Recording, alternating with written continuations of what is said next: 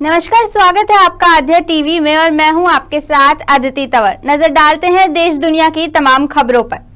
खबर बिजनौर से है, जहां नजीबाबाद क्षेत्र के मेंदूवाला गांव में डीएम जसजीत कौर और एसपी अभिषेक ने ग्राम चौपाल का आयोजन किया। चौपाल में ग्रामीणों की समस्याएं सुनी गई और समाधान पर चर्चा हुई। प्रधानमंत्री जन मन आवास योजना के तहत पात्र लाभार्थियों को स्वीकृति पत्र भी वितरित किए गए। मौके पर अन्य प्रशासनिक और पुलिस अधिकारी भी मौजूद रहे। भारत में एक बार फिर कोरोना वायरस के मामले बढ़ने लगे हैं। अभी देश में 257 सक्रिय केस हैं, लेकिन सरकार का कहना है कि अभी स्थिति नियंत्रण में है। केरल, महाराष्ट्र और तमिलनाडु में सबसे ज्यादा नए केस मिले हैं। केरल में 69, महाराष्ट्र में 44 और तमिलनाडु में 34। महाराष्ट्र में 2 मौतें भी हुई हैं। हालांकि डॉक्टरों का कहना है कि ये मौतें कोरोना वायरस की वजह से नहीं हुई हैं। मुंबई के अस्पताल ने इन दोनों मरीजों की मौत के कारण भी बताए हैं, जिसमें से एक 59 साल के कैंसर रोगी थे और एक 14 साल की लड़की जिसको किडनी की बीमारी थी। फिलहाल कोई बड़ा खतरा नजर नहीं आ रहा है। केंद्र सरकार ने सतर्कता बढ़ा दी है और ज्यादातर केस हल्के हैं। छत्तीसगढ़ के नारायणपुर जिले में डीआरजीओ के जवानों और नक्सलियों के बीच मुठभेड़ चल रही है। सूत्रों से मिली जानकारी के मुताबिक अबुझमाड़ इलाके में हो रही इस मुठभेड़ में अब तक 26 नक्सलियों के मारे जाने की खबर है। बताया जा रहा है कि मारे गए नक्सलियों की संख्या और बढ़ सकती है। कई नक्सलियों के शव और भारी संख्या में हथियार बरामद होने की खबर है। मुठभेड़ में एक जवान के शहीद होने और एक जवान घायल होने की भी खबर है। गाजीपुर के मर्दा थाना क्षेत्र में बांधका पूरे गांव में काशीदास बाबा की पूजा के दौरान हरे बांस में झंडा लगाते समय बांस हाई टेंशन तार से टकरा गया। करंट लगने से 4 लोगों की मौत हो गई है और 3 गंभीर रूप से झुलस गए हैं। घायलों का फातिमा हॉस्पिटल में इलाज चल रहा है।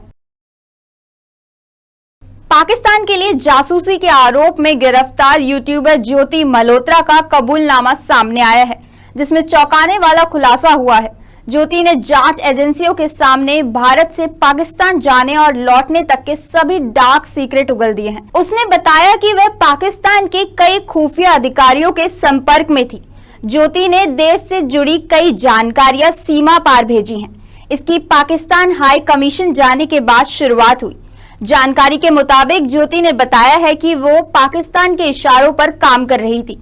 वो पाकिस्तान हाई कमीशन के अफसर दानिश के संपर्क में लगातार बनी हुई थी। ज्योति ने अपने बयान में पुलिस और जांच एजेंसियों को हैरान करने वाली जानकारियां दी हैं। पाकिस्तान के बलूचिस्तान के खुजदार में एक बड़ा आतंकी हमला हुआ है, जिसमें एक स्कूल बस को निशाना बनाया गया। इस हादसे में 4 बच्चों की मौत हो गई और 38 से ज्यादा बच्चे घायल हो गए। ये हमला एक आत्मघाती कार बम से किया गया, जब बस 0 पॉइंट के पास थी। घायल बच्चों को पास के अस्पताल में भर्ती करवाया गया है, जबकि गंभीर रूप से घायल लोगों को कराची भेजा गया है। पाकिस्तान के गृह मंत्री मोहसिन नकवी ने इस हमले की कड़ी निंदा की है और कहा है कि मासूम बच्चों को निशाना बनाने वालों को बख्शा नहीं जाएगा। उन्होंने कहा कि ये हमला देश को अस्थिर करने की साजिश है, लेकिन ऐसी हर कोशिश को नाकाम किया जाएगा। आगरा के ताजगंज स्थित एकता चौकी में करणी सेना के 11 कार्यकर्ताओं को 3rd डिग्री देने और घरों में तोड़फोड़ के आरोपों के चलते चौकी प्रभारी नीलेश कुमार को हटा दिया गया है।